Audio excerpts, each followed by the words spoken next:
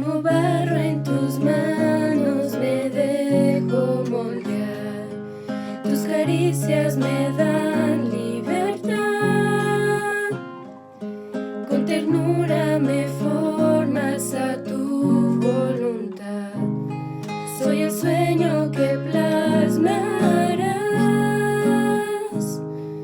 por eso yo todo lo espero de ti, abandonado en tu amor, perdido en tu mirar, confiado en tus promesas, quiero cantar, abandonado en tu amor, perdido en tu mirar, confiado en tus promesas, quiero cantar, que si tú estás, no necesito nada más.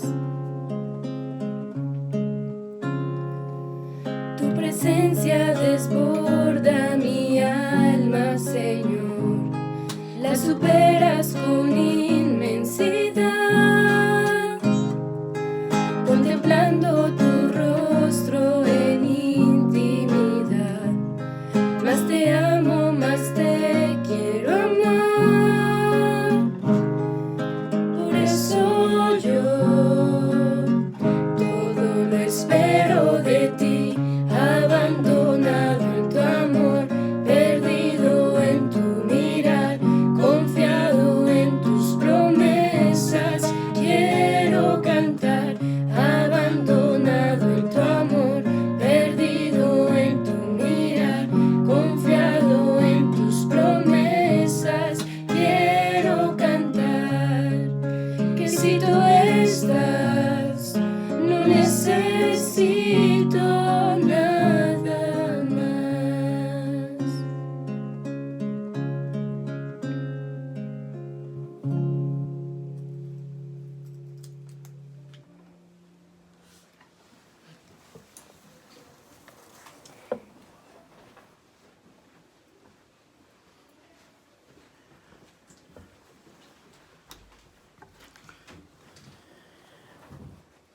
Buenas tardes, espero que se encuentren bien aquí en esta charla de este retiro de Semana Santa, donde queremos meditar sobre la memoria como fidelidad de Dios, la memoria de la fidelidad de Dios.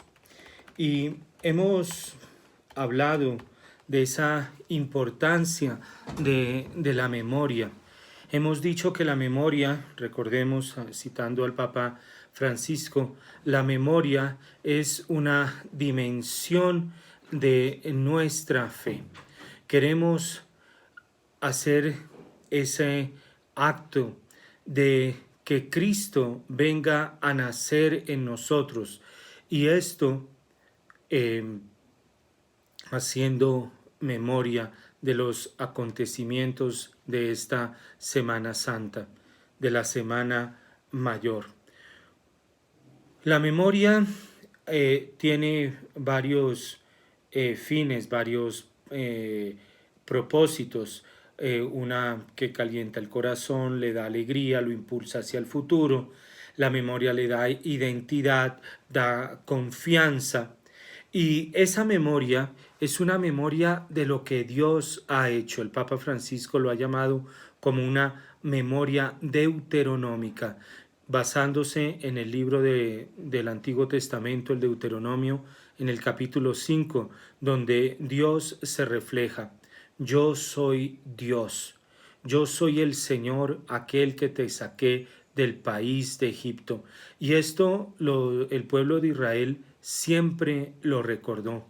La Pascua que celebraban los israelitas era precisamente haciendo memoria de esta gesta, de este hecho, del acontecimiento por el cual Dios los libera, Dios los saca de la esclavitud del pueblo de Egipto. La creación viene entonces a ser esa manifestación, esa huella del amor de Dios y viene a ser para todos nosotros una enseñanza de esa sabiduría y de ese amor de Dios.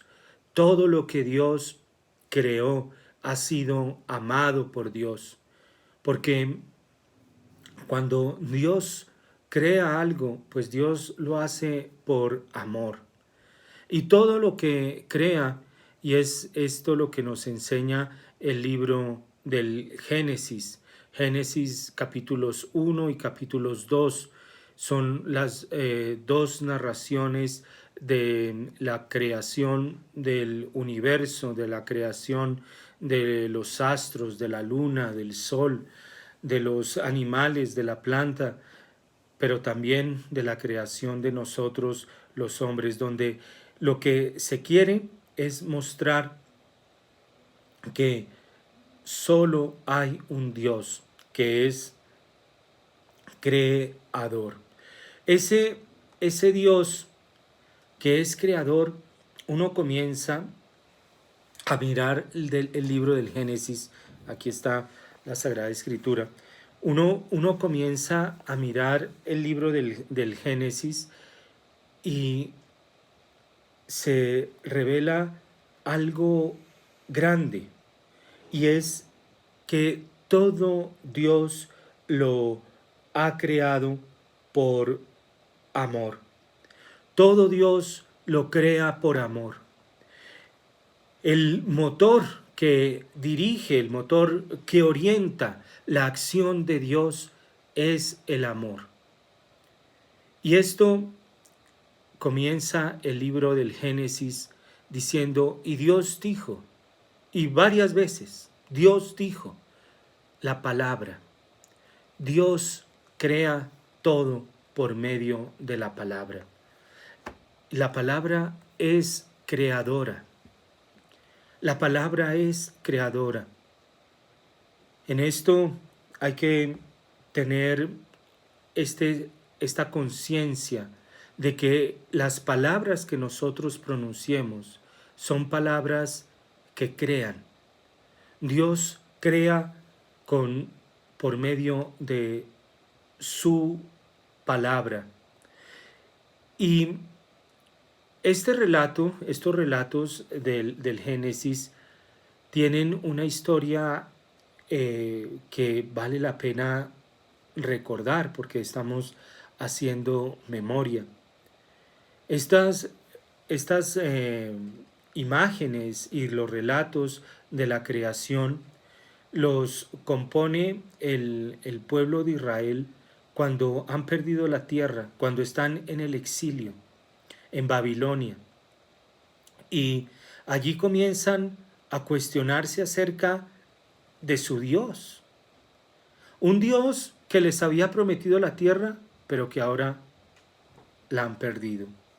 Un Dios que se había manifestado como aquel Dios que iba a estar siempre con el pueblo de Israel, pero que ahora están deportados en Babilonia. Y entonces, ¿cuál es ese Dios? ¿Cuál es el Dios en el que el pueblo de Israel cree? ¿Cuál es ese Dios que se le ha manifestado sacándolo de Egipto?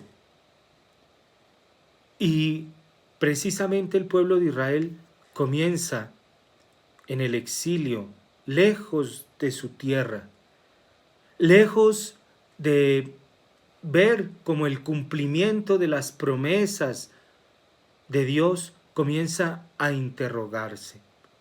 Es un momento difícil por el cual los israelitas están pasando en este momento.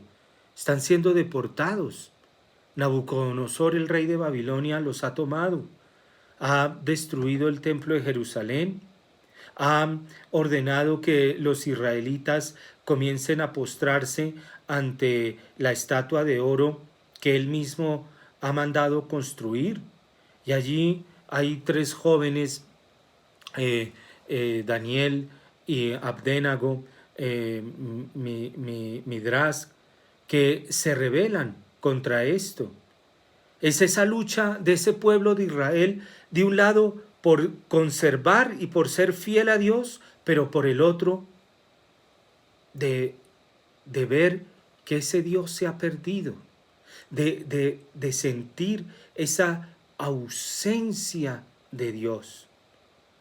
Y allí comienzan a interrogarse, de allí comienzan a sacar las brasas de su corazón, a soplar para que vuelva a manifestarse ese Dios que parece lejano, que parece que se ha escondido. Y ahí entonces los israelitas, el pueblo de Israel, comienzan a reflexionar sobre las promesas de ese Dios. Ese Dios que pierde su tierra, pierde el templo. Pareciera que Dios ha sido vencido. Y esto tiene que ver con los misterios que iremos a celebrar en el triduo pascual. Porque parece que Dios es derrotado. Pareciera que Dios constantemente es derrotado. Dios crea a los ángeles y se le revela una parte de los ángeles. Dios creó ángeles, pero por la rebelión caen algunos de ellos y son los demonios, los ángeles caídos, que se rebelan contra Dios. Dios crea el paraíso, Dios crea a Adán y Eva, le entrega el paraíso a Adán y Eva, les dice que cuiden el paraíso, Adán y Eva se descuidan y entra el enemigo de Dios, siembra la muerte, la destrucción, y pecan y se rebelan contra Dios. Pareciera que Dios siempre pierde. La cruz, esta cruz que ustedes ven atrás, la cruz es la derrota de Dios. El Jueves Santo iremos a meditar sobre eso, el Viernes Santo, perdón, cuando nuestro Señor en el Huerto de los Olivos, después de celebrar la Eucaristía, en la sala de la Última Cena, es el Dios sin fuerza, un Dios sin fuerza. Pareciera que Dios pierde, que es un Dios que vive perdiendo. Pareciera que el Dios que nosotros seguimos es un Dios que pierde. Son las tentaciones de nuestro Señor. Te entregaré todos estos reinados, estas tierras, porque todo esto es mío, le dice el demonio a nuestro Señor. ¿Y Dios qué tiene para ofrecernos? Porque si no recordamos esta presencia de Dios, si no sabemos quién es Dios, porque hemos dicho, la memoria da identidad. Si no sabemos quién es Dios, vamos a sucumbir ante esas tentaciones cualesquiera que sean, el dinero, el honor, el poder, el orgullo. Vamos a sucumbir porque no sabemos quién es Dios. Y este Dios entonces comienza a revelarse al pueblo de Israel allá en el exilio en Babilonia. Y este Dios comienza a mostrarse cuando se están preguntando, ¿dónde está Dios? Ya no está en la tierra, ya no está en el templo, ya no está en ningún lado. Es la misma pregunta con la que iniciamos este retiro que en estos momentos nos podemos hacer. Una de las cosas que como sacerdote les comparto, me conmueve, es el Jueves Santo que comúnmente se hace la misa crismal, donde los sacerdotes junto con nuestro obispo celebramos la misa crismal renovamos nuestras promesas bautismales y este año no va a haber. Una de las cosas, una escena que yo creo que a todos nos tocó el alma y nos hizo interrogarnos, es ver a ese Papa Francisco llegando solo a la plaza de San Pedro bajo la lluvia a pedirle misericordia a Dios para que termine esta pandemia. Son los interrogantes del hombre, los interrogantes que a lo largo de la historia el hombre se ha hecho y que Dios sale a su encuentro. Los israelitas en ese momento tenían ese interrogante: ¿dónde está Dios? Se escondió, se olvidó, se fue o no sirve. Y Dios comienza, como lo decíamos en la charla pasada, a revelar su rostro, a revelar su rostro verdadero. Y son estas las purificaciones necesarias por las cuales cada uno en su vida pasa, pero como humanidad también pasamos para encontrar ese rostro de Dios. Cuando la Iglesia pensaba que era necesario tener tierras, posesiones, los estados pontificios, y llega Garibaldi en la unificación de Italia a quitar los estados pontificios, ¿dónde está Dios? ¿Dónde está el que cuida de su iglesia? ¿Dónde está el poder de la iglesia? Y Dios muestra que el poder de la iglesia no es un poder basado en la tierra, basado en las riquezas mundanas, basado en los honores que da el mundo. En el bautismo, nosotros renunciamos a la vana gloria que da el demonio. Es el vacío, vano. Y Dios comienza a mostrarle al hombre su verdadero rostro, a revelarse. ¿Quién es Él? ¿Dónde está Él? ¿Por qué se puede seguir confiando en Él? Hemos titulado este retiro Semana Santa, Memoria de la Fidelidad de Dios. Este Dios comienza a mostrar que es un Dios que no está unido a un pedazo de tierra. Es el Dios del cielo y de la tierra. Es el creador de todo el universo.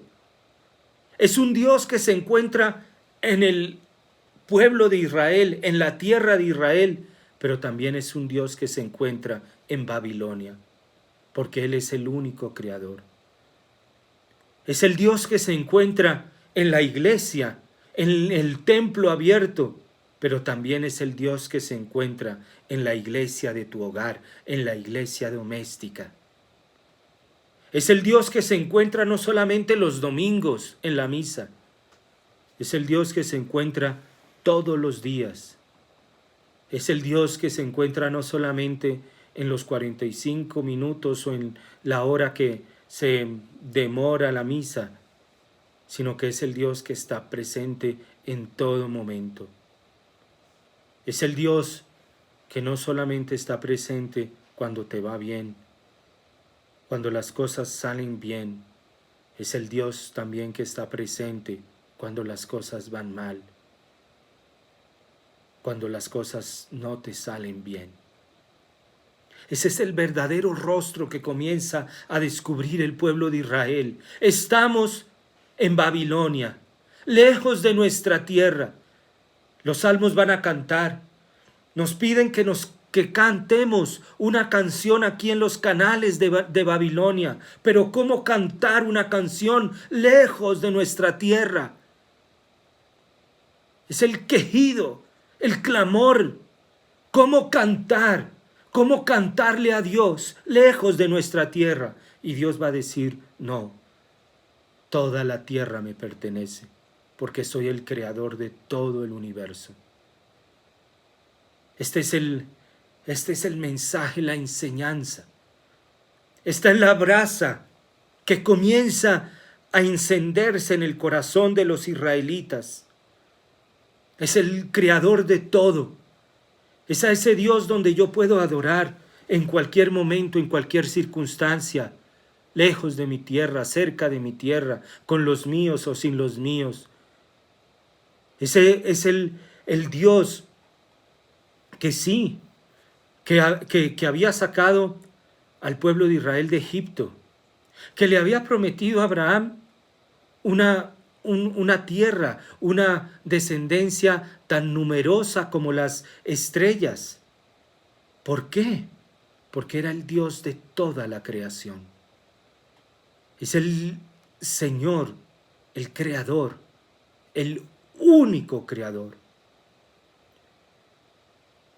Y le promete la tierra de Canaán, la tierra prometida.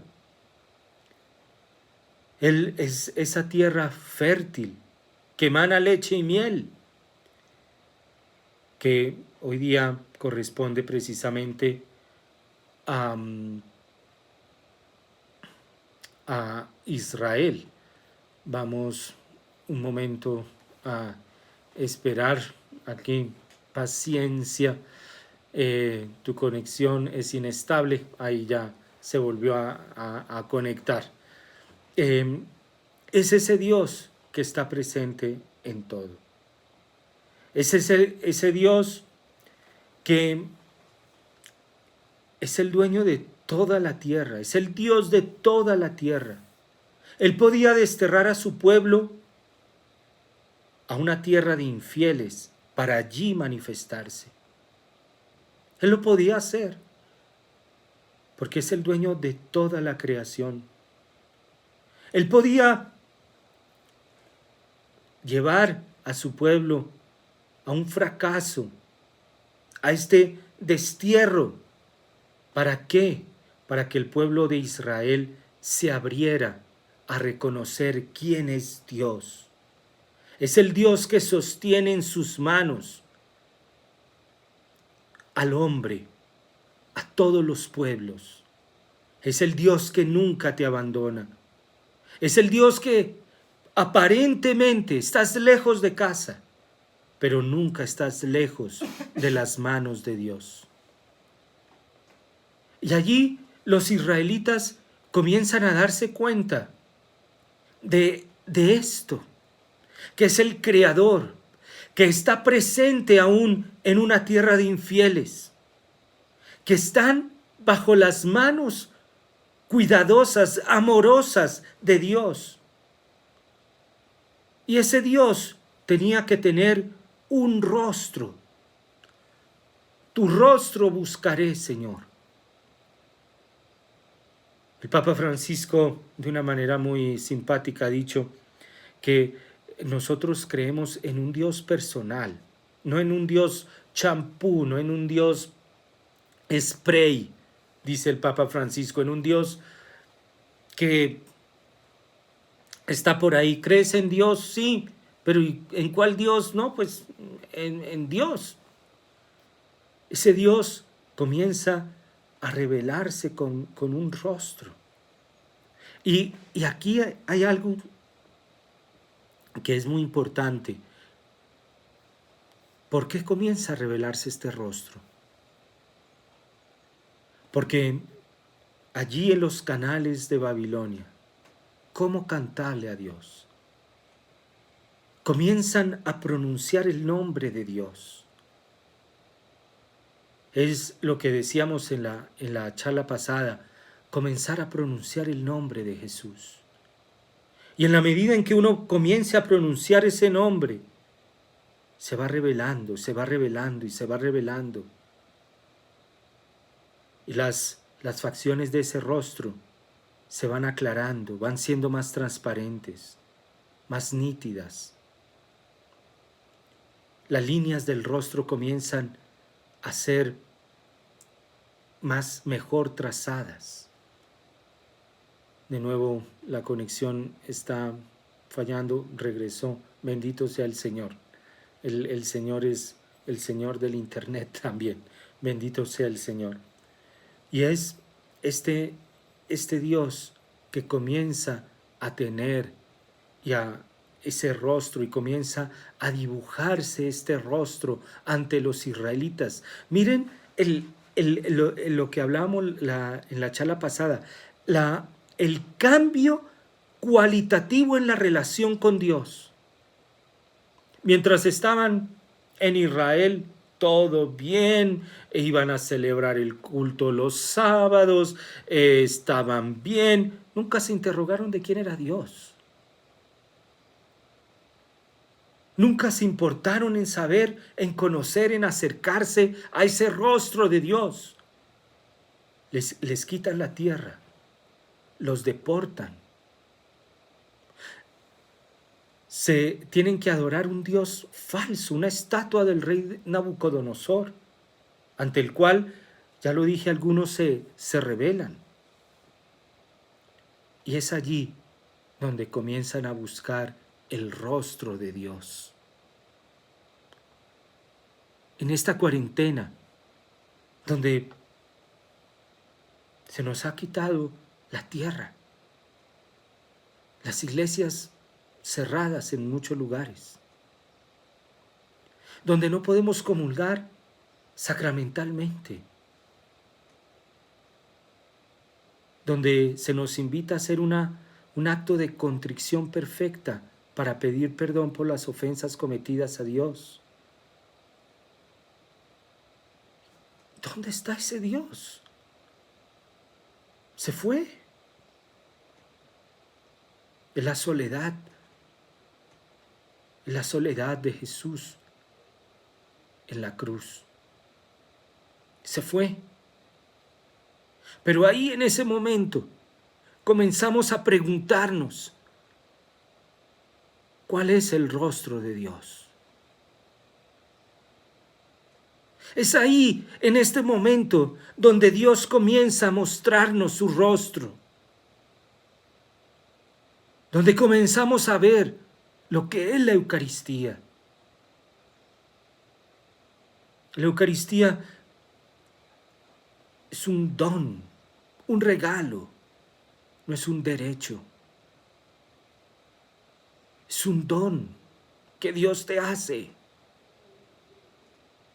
Comienza a dibujarse ese rostro de Dios. Comenzamos a preguntarnos, ¿cuál es este Dios al cual he estado yendo los domingos a misa y ahora no puedo? Tal vez hemos tenido un Dios spray, un Dios que vamos a misa pero no veo sus facciones. No se me dibujan ante mis ojos los trazos del rostro de Jesús, un Dios spray. Y ahora, ante este momento, llega Dios, como lo hizo con el pueblo de Israel, a revelarse, a mostrarse. Un momento difícil de nuestras vidas, un momento difícil, doloroso de nuestra existencia. Un momento donde, creo yo, nos hacemos muchas preguntas existenciales que tocan nuestra existencia. Y Dios comienza a revelarse. Y Dios comienza a mostrar su rostro. Y Dios comienza a decir, estoy contigo en todo momento. Dentro de la iglesia y fuera de la iglesia. Estoy contigo en la iglesia y en tu hogar. La Eucaristía es un don que te quiero dar. Es un regalo. Estoy siempre contigo. Esa fue la experiencia que hicieron los israelitas. Es la experiencia a la cual todos nosotros estamos llamados, a buscar el rostro de Dios. Ese salmo que le llega a uno profundamente Tu rostro buscaré, Señor. Muéstrame tu rostro. Muéstrame tu rostro, Señor, porque quiero buscar tu rostro. Es ese Dios que viene a revelarse en un pueblo pagano, Babilonia. En ese pueblo pagano, la creación había sido el objeto de la lucha entre muchos dioses, fuerzas enfrentadas, donde aparece una luz que llevaba por nombre Marduk. Era una divinidad de los babilonios. Pero todo lo que existía era fruto de una batalla. Y el libro del Génesis nos va a decir no. La creación, lo que existe, no es fruto de una batalla. La creación proviene de la palabra única, creadora de Dios, del único Dios. Y ese Marduk para los babilonios, ese Marduk, que era una divinidad, pelea contra un dragón y lo derrota. Y de las partes del dragón, imagínense esta concepción, de las partes del dragón salen los hombres, de un dragón, del costado del dragón, de la cola del dragón, de la pata del dragón. Miren la concepción del hombre para los babilonios. Algo que echaba fuego, algo que destruía, algo que era la rebeldía. Yo no sé si ustedes han visto esa película que tiene un fondo cristiano muy profundo, de Tolkien, El Señor de los Anillos. Bueno, El Hobbit también. Y en el Hobbit, en una de la trilogía del Hobbit, no recuerdo en cuál, aparece el dragón, que es el espíritu de muerte, de amenaza, de rebeldía. Es el espíritu que viene a destruir allá en el Hobbit toda una aldea con su fuego, de orgullo, de avaricia. Descansaba ahí en el lugar donde habían venido habitando los enanos, y descansaba sobre el tesoro de los enanos. El dragón es eso, representa eso. Y para los babilonios, el hombre había sido creado de un dragón. ¡Qué concepción!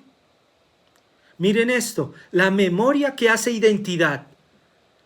Si nosotros no sabemos de dónde venimos, pues vamos a creer que venimos de un dragón.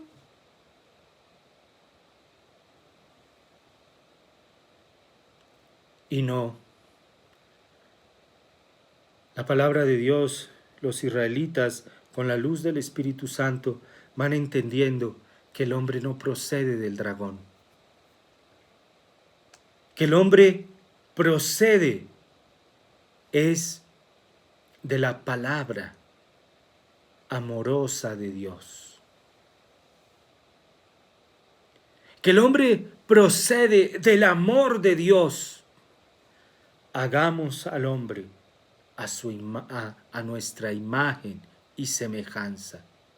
A imagen y semejanza de Dios nos creó.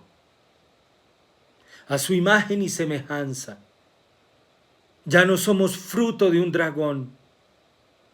Somos fruto de ese Señor de toda la creación. El único Señor. El que tiene todo en sus manos. El que está en Babilonia y el que está en Canaán. Somos fruto de esa palabra creadora, tú y yo. Y hay que volver a hacer memoria de esto. Hay que volver a saber que venimos a ser imagen y semejanza de Dios, que nosotros llevamos la palabra de Dios. En nosotros hay esta señal, así como en los dedos están las huellas digitales únicas y repetibles. Así cada uno de nosotros tiene la imagen y semejanza de Dios.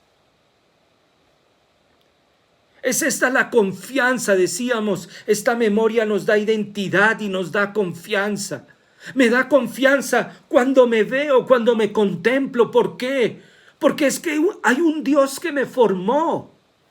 Hay una canción que dice así: Dios me amó tanto que me creó así. Todo esto, nuestro cuerpo, toda la creación, nos dice que la última palabra la tiene el Creador. La última y la inicial.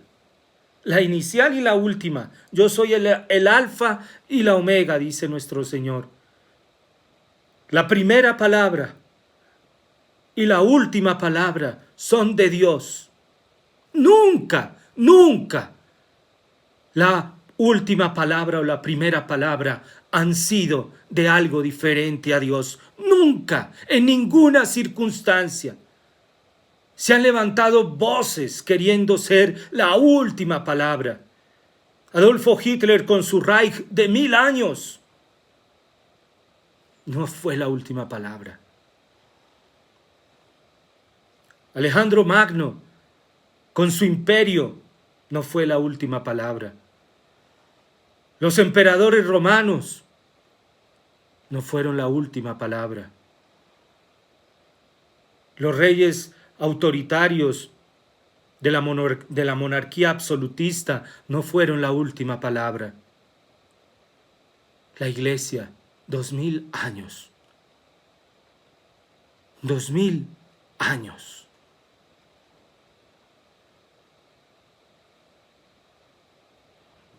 Hay algo que pensar ahí. Hay algo que pensar. Hay algo que pensar en ese misterio que nos dice ahí. Con vicisitudes, con dificultades, con escándalos. 2000 años. El Reich de 1000 años demoró, creo que, si mal no estoy, del 29 al 45.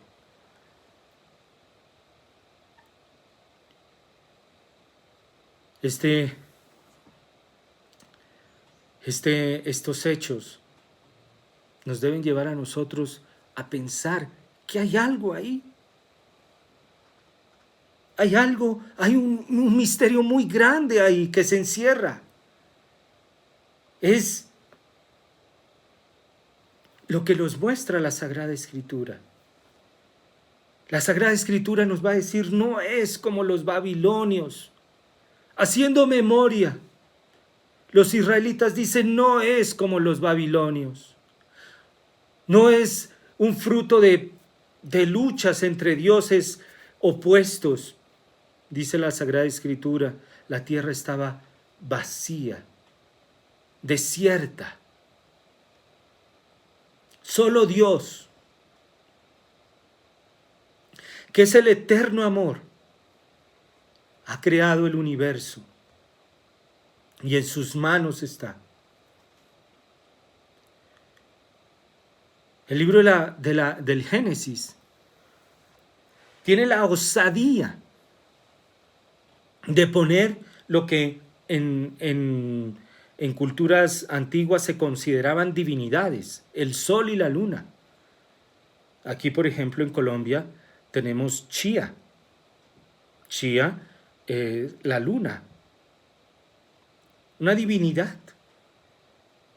La Sagrada Escritura no la presenta como una divinidad, sino como una criatura del único Dios. Y Dios pone el sol y la luna para identificar el día y la noche. Y Dios las cuelga. Ya no son divinidades todas poderosas a las que hay que adorar, a las que hay que temer, sino que son criaturas del único Dios al que hay que amar. El universo descansa en la palabra de Dios. Y Dios dijo, y Dios dijo. Y el universo descansa también en la mirada de Dios. Y Dios vio que era bueno. Y al final, cuando descansa, y Dios vio que todo era muy bueno. Es esto lo que podríamos decir en la ilustración, en lo que nos ilustra a nosotros sobre la historia.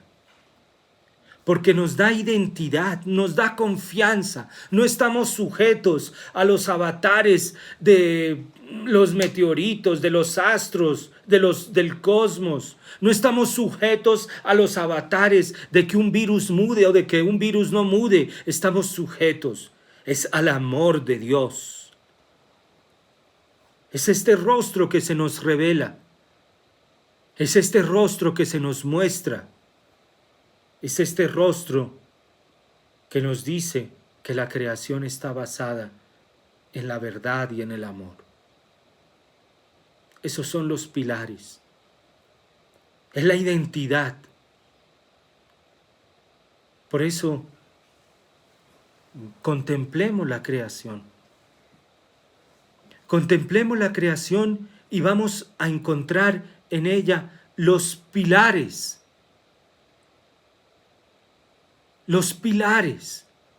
de esta memoria que nos identifica y que nos da confianza. Tienen ojos y no ven, dice nuestro Señor.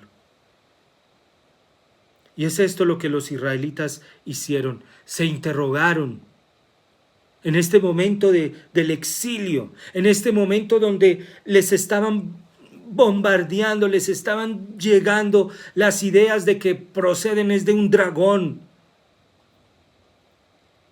de que toda la creación fue objeto de una lucha entre dioses. Ahora el pueblo de Israel va a decir no, porque tuvieron esta memoria de cuando Dios se les revela y se les presenta diciendo: yo soy el Señor, el que te saqué de Egipto. Dios los podía sacar de Egipto porque era el Señor de Egipto. Dios los podía llevar a Canaán, a la tierra prometida, porque era el Señor de Canaán. Y Dios los podía llevar a Babilonia porque es el Señor de Babilonia.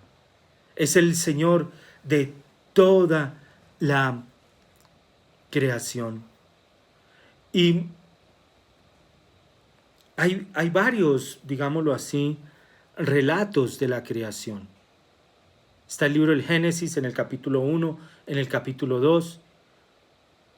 Está en la literatura sapiencial, en Proverbios capítulo 8, pero también aparece en el Evangelio de San Juan, en el prólogo de San Juan, que nos dice: en el principio era el Verbo, y el Verbo era con Dios, y el Verbo era Dios.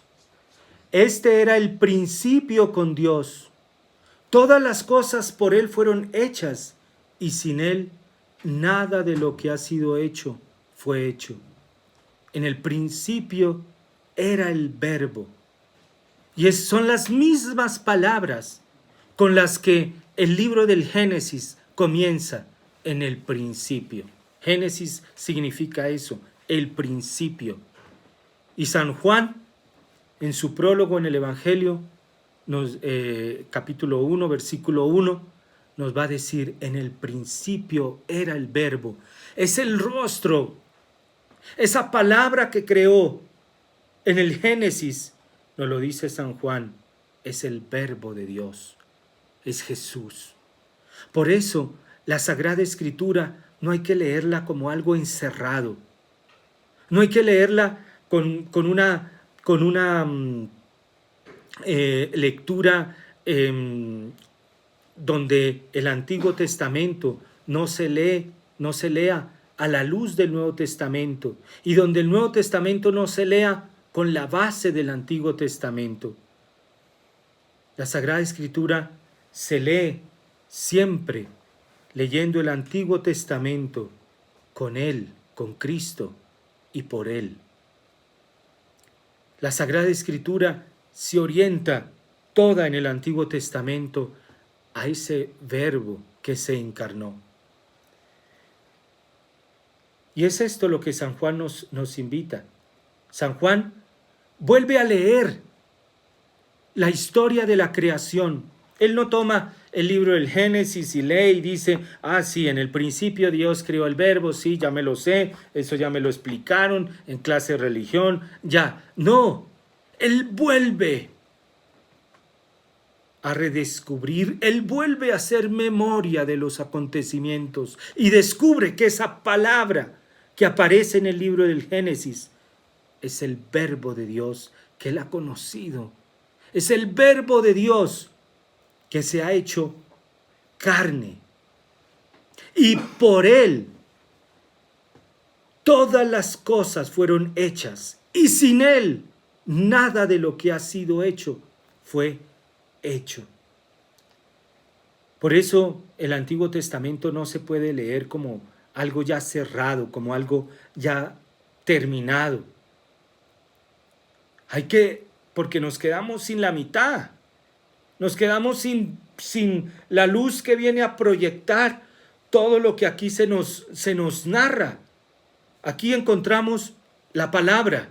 Ahora, ¿cuál es la palabra? Que Dios hizo las cosas con su palabra. Ahora, ¿cuál es la palabra? El Nuevo Testamento viene a proyectar la luz. En el principio era el Verbo, y todo se hizo por Él, y sin Él nada fue hecho. El Antiguo Testamento hay que leerlo entonces con aquel en el que todo se ha cumplido. Y esto es clave. Esto es clave en lo que se va a desarrollar. Esto es clave en estos misterios que vamos a celebrar. El Antiguo Testamento se lee a la luz de aquel, de Jesús, en el que todo se ha cumplido y en el que todo cobra un valor auténtico y verdadero. La Sagrada Escritura es un todo y hay que oírla, hay que acercarnos a ella desde Cristo, la palabra de Dios. Y allí vamos a entender que esa creación procede de la razón de Dios. Todo fue creado por Él, el Verbo. Es volver a proclamar la verdad de la creación. La creación procede del amor y de la razón de Dios. No fue de una lucha loca entre dioses. La creación procede del amor y de la razón de Dios. Son estas, digámoslo así, las fuerzas dominantes. Y por eso podemos confiar unos en otros, encaminarnos a un futuro mejor y vivir como auténticos hombres, porque todo procede de la razón y del amor de Dios. No tengamos miedo, no tengas miedo, no tengas miedo, y hay que pedirle a nuestro Señor que nos haga descubrir que todo procede de su amor y de su razón. No tengas miedo a afrontar estos momentos que para nadie es un secreto. Son momentos difíciles, son momentos nuevos, momentos angustiosos, pero no por eso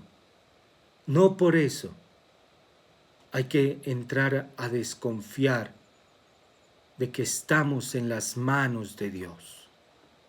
Mira la creación y toda la creación te estará cantando la fidelidad de Dios.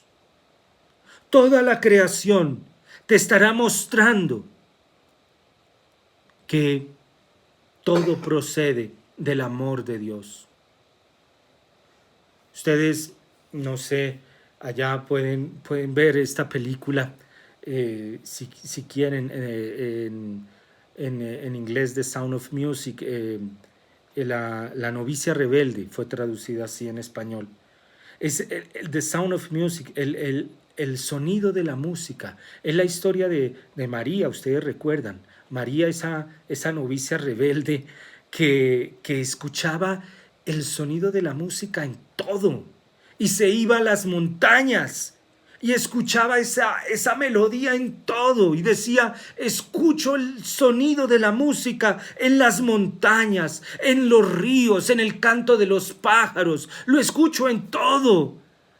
Es ese sonido que San Francisco de Asís escuchó y que por eso podía dirigirse al lobo como el hermano lobo, al agua como la hermana agua, al sol como el hermano sol, a la luna como hermana luna, porque escuchaba en todo la melodía del amor y de la razón de Dios. Y alguien puede decir: ay, pero eso era San Francisco de Asís. Pues sí, era San Francisco de Asís, pero San Francisco de Asís, hasta donde yo sé, también tenía 2 ojos, dos oídos, una nariz, una boca, y con esos 2 ojos, con esas 2 orejas, con esa boca, con esa nariz, escuchó y encontró la presencia de Dios en la creación, y de ahí el cántico de las criaturas. Los salmos, esos salmos que son salmos en forma de letanías. Cielo y tierra, bendecida al Señor. Aguas del cielo, bendecida al Señor. Luz y tinieblas, bendecida al Señor. Témpanos y hielos, bendecid al Señor. Lluvias y nieves, bendecida al Señor. Plantas y todo cuanto germina, alaben al Señor. Alaben al Señor. Canten al Señor. Todo es el sonido de la música. Toda la creación es ese sonido de la música de Dios. Esto es bellísimo. En diferentes partes, diferentes padres de la iglesia, escritores. Por ejemplo, ya que hablamos del Hobbit, de Tolkien, él tiene una obra que se llama El Silmarillion. Ustedes, pues aquí no vamos a hablar del Señor de los Anillos, aquí estamos hablando de un retiro de Semana Santa, pero allí en el Señor de los Anillos se desarrolla todo en la Tierra Media. Y el Silmarillion es la creación de la Tierra Media. Y Tolkien dice que todo fue creado con un cántico de armonía. Todo, un cántico armonioso, con un cántico. Todo es una expresión de ese canto de amor. Ahora mira cómo están cantando las criaturas. En esta cuarentena hemos visto unas imágenes, los canales de Venecia, cómo cantan limpios.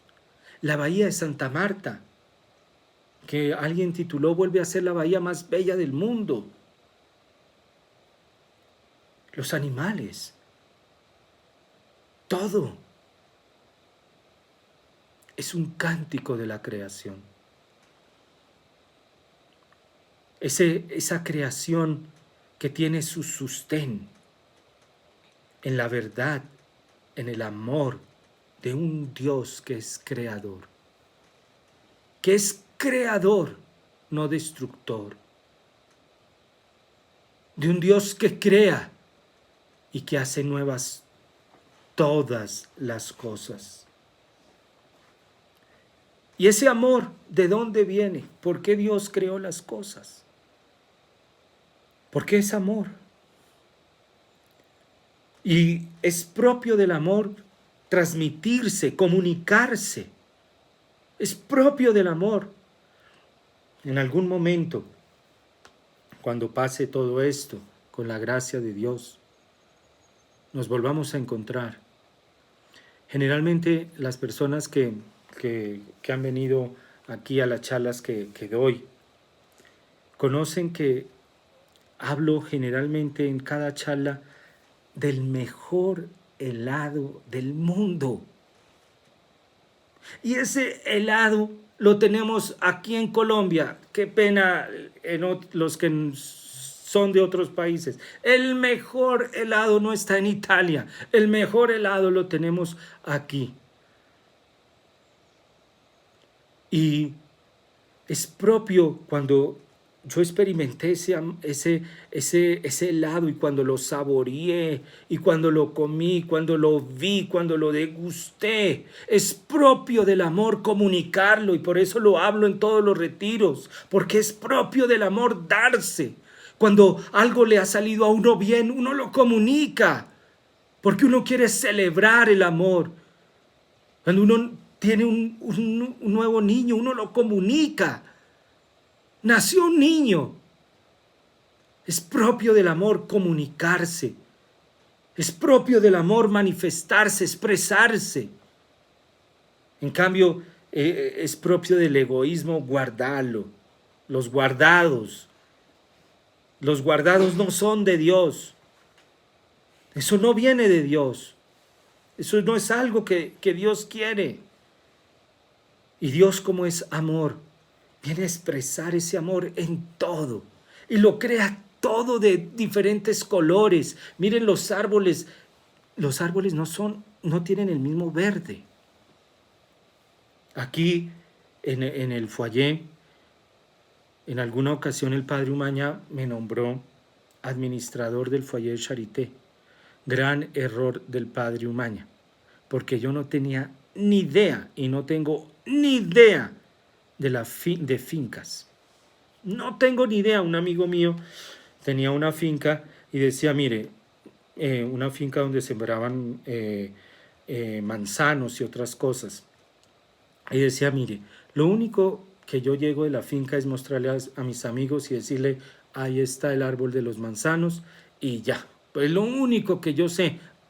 Yo estaba peor que ese amigo mío. No tenía ni idea de nada. De nada. No veía la creación. No encontraba el sonido de la música en la creación. Un día, uno de los trabajadores aquí del foyer, Samuel, me llevó a conocer la finca, porque como el padre Umaña me había nombrado administrador de la finca del foyer, me dijo, vamos. Yo no era sacerdote. Me dijo, vamos a conocer la finca. Y bueno, me dijo, aquí están las hortalizas, aquí está el gallinero, aquí está no sé qué, aquí está así sé cuándo. Me dijo, llegamos a un lugar y me dijo, y aquí están las papas. Yo no vi nada. Y le dije, ¿dónde están las papas? Yo no vi nada. Me dijo, pues ahí están las papas. Le dije, qué pena, pero yo no veo nada. Y Samuel se queda mirándome aterrado. Me dice, pues es que están en la tierra. Yo buscaba, era el árbol de papas. No oía la creación. No oía la creación. He tenido la oportunidad, la dicha, la alegría de estar, por ejemplo, en México. Las montañas de México son diferentes a las montañas de Colombia. El verde de México es diferente al verde de Colombia. He tenido la dicha de atravesar la cordillera de los Andes entre Argentina y Chile. Una belleza. Es una belleza que uno le provoca decirle al piloto, pare, pare. El piloto me va a decir, no, no puedo parar aquí, estoy en la mitad del aire. Pare, pare. Porque dan ganas de comerlo. Dan ganas de quedarse ahí contemplando esa majestuosidad, ese poder, ese sonido de la música, que es fuerte, fortísimo. Hay que oírlo, hay que oírlo, porque a través de la creación, Dios nos contempla. A través de la creación, Él nos contempla. A través de la creación, Él nos enseña. Y a través de la creación, Él nos contempla.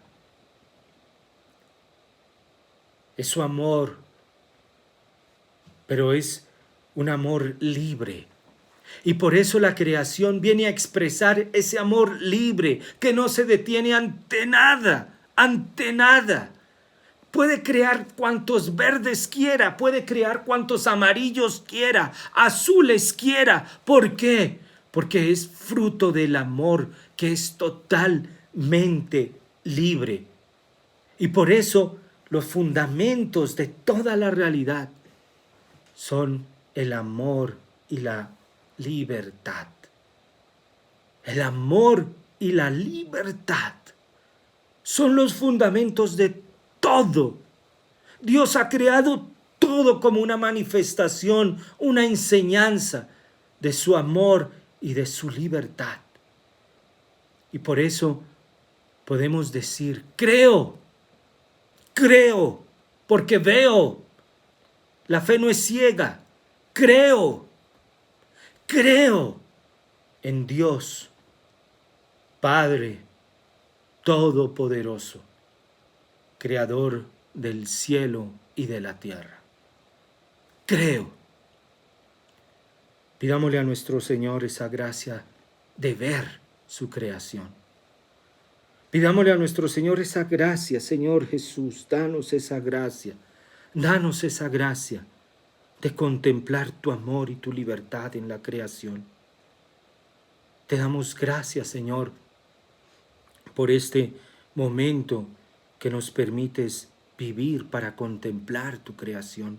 Te damos gracias, Señor, por ese rostro que has comenzado a mostrarnos, un rostro de amor, de libertad, un rostro creador, un rostro que está todo en sus manos. Te damos gracias, Señor, por ese rostro que nos dice que está presente en todo momento, en todo lugar, en toda circunstancia.